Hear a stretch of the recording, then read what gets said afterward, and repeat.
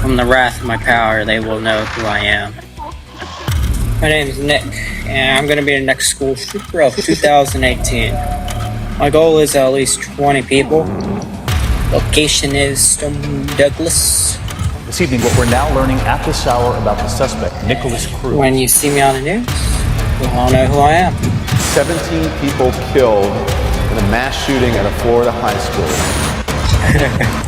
You're all going to die.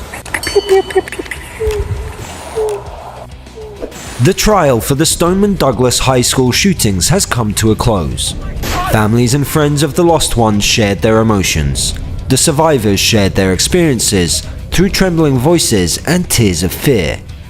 Stories that will make the hair stand up on the back of your neck.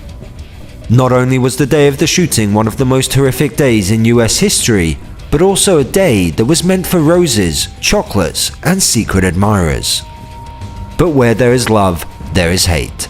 And unfortunately, hate turned this day of love into a day of bullet holes and body bags. In this episode, we are connecting those horrific memories and explosive outbursts with the events that happened that day. It was February 14th, 2018 when Nicholas Cruz entered his former school with an AR-15 and murdered 17 and injured 17 more. The nightmare began when Cruz arrived at the school grounds with an arsenal of weapons in a duffel bag. I picked him up and he comes in the car and he told me he was going to his music class. And do you remember Mr. Cruz being anxious and nervous when you dropped him off? Yes. Well, that's what I feel. It was 2:20 p.m. when Cruz made his entrance. Cruz had been in the school for only a minute when he encountered the first student. Luckily, freshman Chris McKenna ran into him while he was preparing and loading his AR rifle. Chillingly, Cruz calmly told him, "You'd better get out of here, things are about to start getting messy." McKenna didn't need a second invitation to leave and ran desperately for help. At that moment, Cruz opened the door, entered the hallway, and drew first blood. He walks over to 1215, where Martin Duque and Luke Hoyer and Gina Montaldo were, and he fires into them. After the first 3 murders, Cruz stalked the hallway but found no victims to prey on. He continued peeking through classroom windows and shooting at anyone in view. 6 lives were taken. Alyssa Aldahef, Nicholas Dworet, Elena Petty, Helena Ramsey, Alex Schachter, and Carmen Schentrup. Some of the survivors from the first floor told their chilling stories. We heard shots, and from there we dropped to the ground and started running towards the window. But when they were fired off again is when we started to move and hide.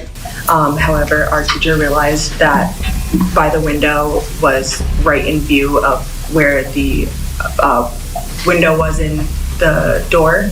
I didn't know how many times. I just knew I was hit. I tried looking behind me to see if anyone could help me, but all I saw was blood on the floor. We were just sitting, kind of like sitting ducks. We had no way to protect ourselves, no way to stand up for ourselves. When the fire alarm went off, I also thought that hopefully they knew what was going on and so that they were coming soon, but I ended up passing out. He injured 4 people in my classroom, one of them being fatal.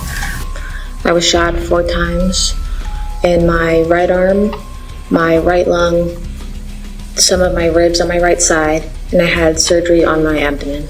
I'm not exactly sure why, but my initial instinct was to pick up my phone and start recording. And so I did. I took several videos of what was happening. Daniel Gilbert's videos were played live in court.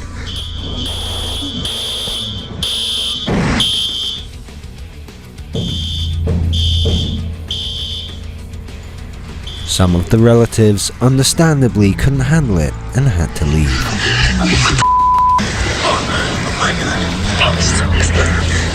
It was 2:22 p.m.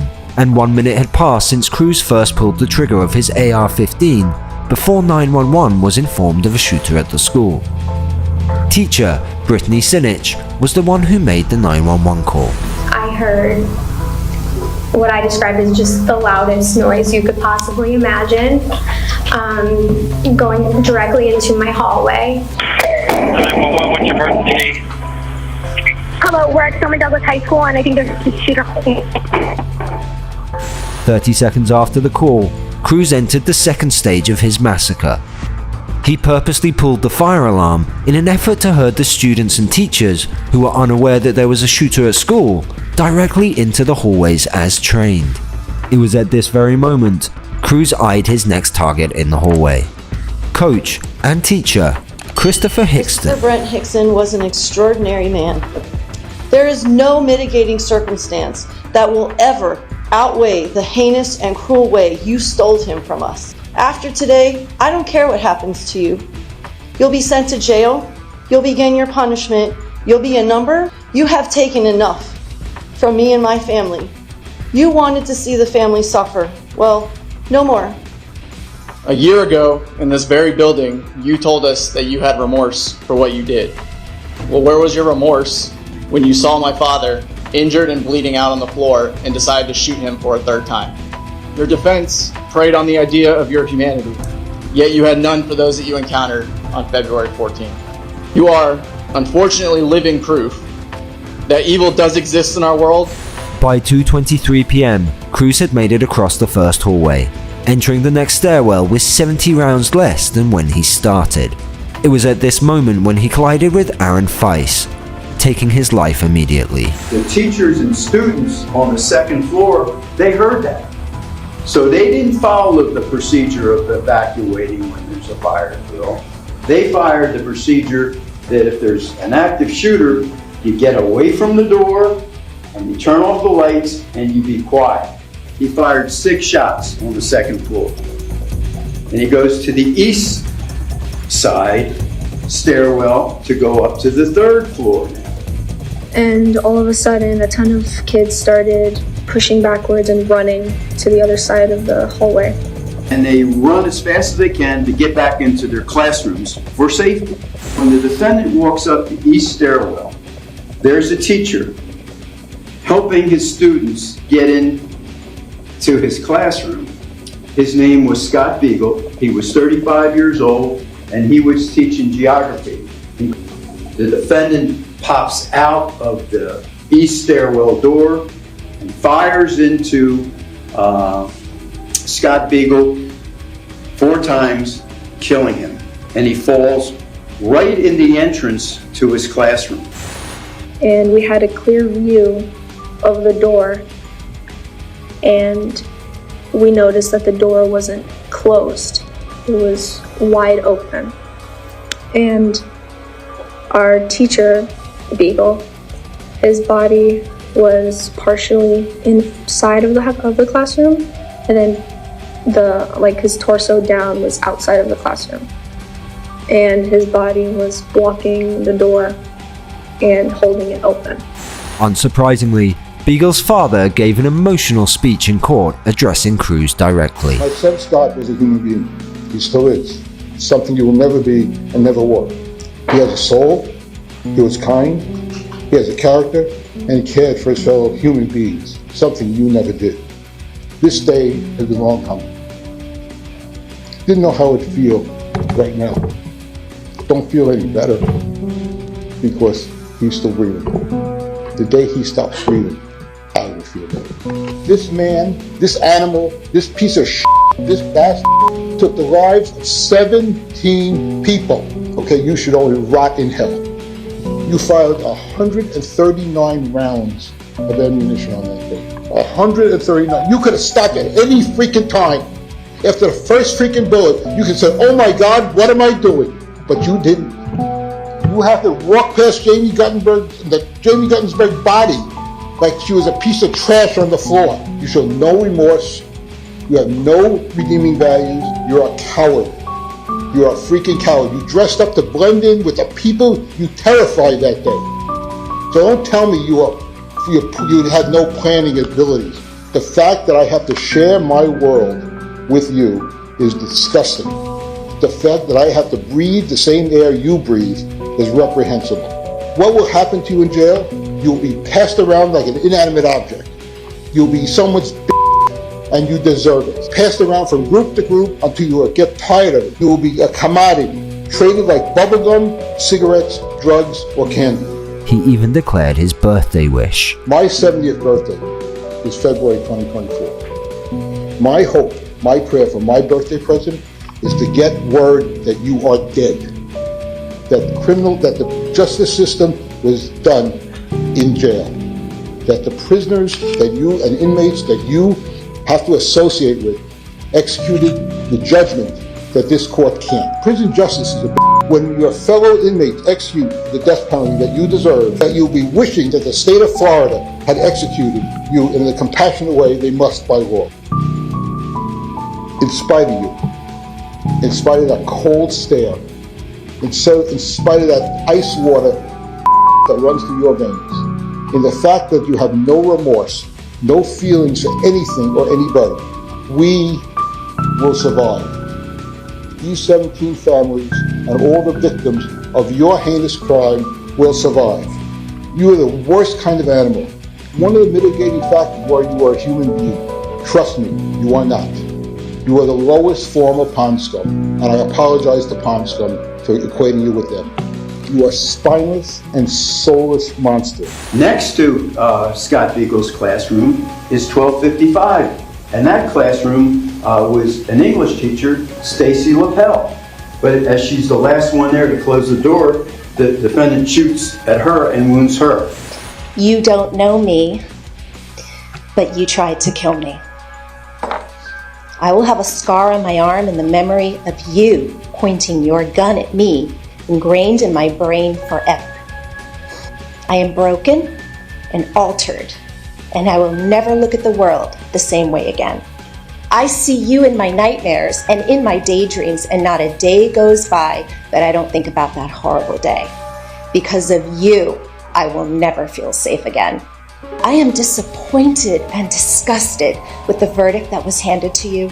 You do not deserve the best case scenario, and under any circumstance, the idea that you, a cold-blooded killer, can actually live each day, eat your meals, and put your head down at night seems completely unjust.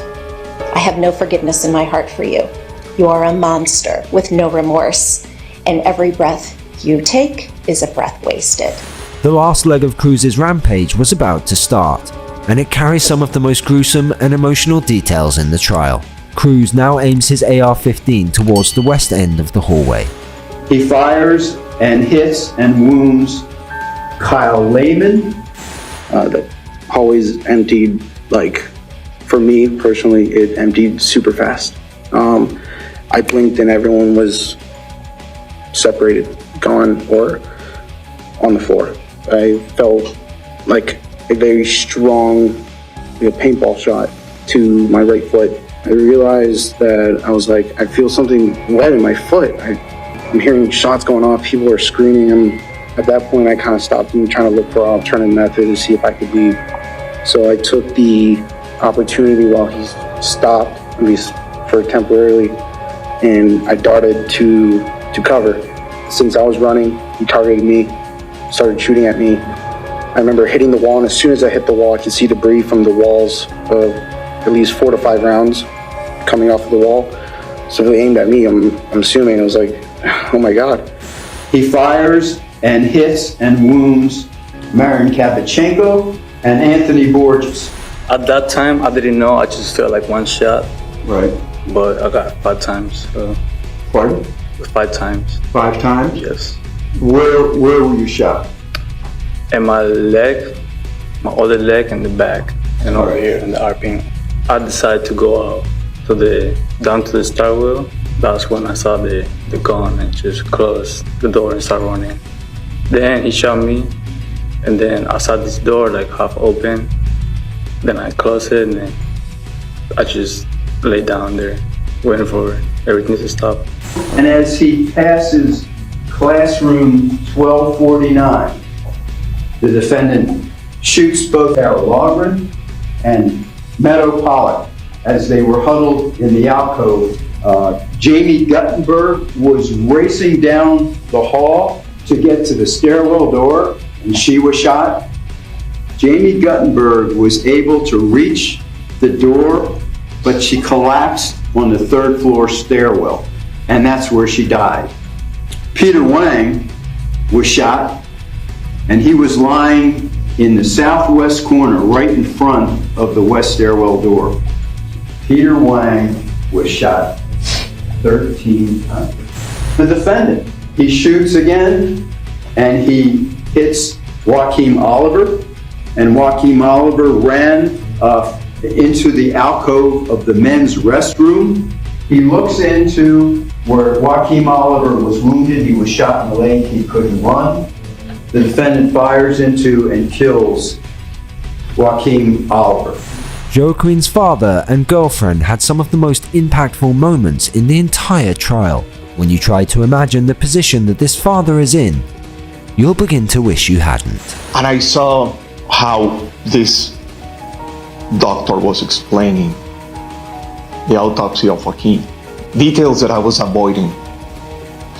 Because I always hoped that Joaquin did not suffer. But he did suffer. You shot my kid 4 times. You his marvelous brain and ideas and dreams. You destroyed them. You shot him 4 times. You needed an AR-15 to do that. Because otherwise Joaquin will have eaten the out of you. So you were a coward enough. And you can be cowards in this life. Hiding your actions. The middle finger thing.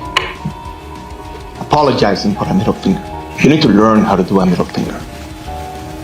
So you don't need to apologize to anyone. You're gonna die before me. And I will celebrate when you die. I heard you saying that you don't want to suffer. You don't like painful things. You understand that you will suffer and you will go through pain. A lot of pain. It would be much easier. Die like a king in a supervised way that everything goes. I wish I could die like that. That's not your future anymore. A lot of pain, a lot of suffering, and someone will replace your fame. He takes off his vest, lays it down on the 3rd floor landing stairwell, takes his rifle, lays it down, and he runs out. These gut-wrenching testimonies give us a glimpse into the horror of the 2018 Valentine's Day Massacre, but can only begin to illustrate what it was like being there in the flesh. When the last bullet casings bounce on the floor, the rampage has seen 17 injured, 17 fatalities, and hundreds of lives shattered. But there are still 2 more insane moments that happened before the day in 2018 came to a breathtaking end. We'll head back to court to see how they played out. It's 2:27, and Cruz has managed to elude law enforcement. Now, looking like a civilian, he attempts to blend in with students and act normal. Right here is when I had turned around and I saw the shooter was standing behind me. I see him and I turned around and, I hadn't seen him in years. I spent the first 2 years at another school. And I realized he was standing with another friend of mine. When I realized that, we kind of collided in the line. I said hi, he said hi back, and I said, you have any college plans? And he said, somewhere in Florida. At that time, we got filed into one line. He was right behind me. And at that time, I was still trying to find friends of mine. I was on the phone with my mom, hysterically. Cruz sees the ever-increasing presence of police on campus, and so makes his way to a Walmart and then casually into a McDonald's. But what Cruz does next will leave you enraged and at a loss for words. You really couldn't write this. Nick Cruz came and sat down right next to me. All right. Did you know who he was? No. Ever meet him before? Never. Just sat down? Just sat down next to me. I didn't think much of it because I was panicked. So I was just trying to get back home. So what happened when he sat down? He just sat down. I didn't think much of it. He was just, I figured he was from school because of what he was wearing. So what happened then? He asked me for a ride when I was starting to leave the McDonald's to meet my mother on the other side. That's when he started talking to me. Okay. And what did you say? He asked me for a ride, Boy who Cruz was attempting to get a lift from? Well, that's John Wilford, and if you're thinking his surname looks familiar, that's because it is. John is the older brother to Madeline Wilford, the poor girl who was shot 4 times on the first floor. So while Cruz is nonchalantly hitchhiking a ride home from John, John has no idea that he is responsible for critically injuring his own sister only minutes earlier. As I said, you really couldn't write this. And then I remember seeing him again on, I don't know exactly what road it was, but I saw him walking. The path these families take forward will always be stained with the blood left behind from their loved ones. The trauma will last a lifetime. But for all those who helped tell today's story, a new and much longer chapter in healing has now begun. And while Nick Cruz managed to avoid a death sentence by law, it sounds as though most of the families and the victims have high hopes that prison will be able to dish out its own form of justice to Mr. Cruz. So what's left to say really, except roses are red, violets are blue. Leave us a like and subscribe if you're new.